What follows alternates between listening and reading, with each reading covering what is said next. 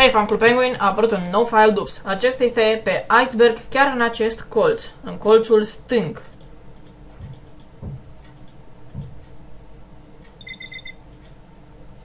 Priviți, este ca celălalt file dubs și vă uitați la celălalt pentru a ști ce să faceți în acesta. Este foarte simplu. Trebuie să dați space când ajungeți în zona în care trebuie. După cum vedeți, dați un pur și simplu space când raza ajunge la cifra dorită.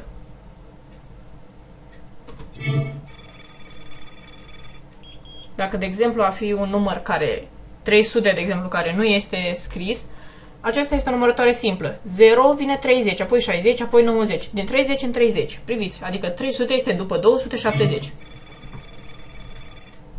Rămâi Fad Anadval, joacă-te Club Penguin, pa!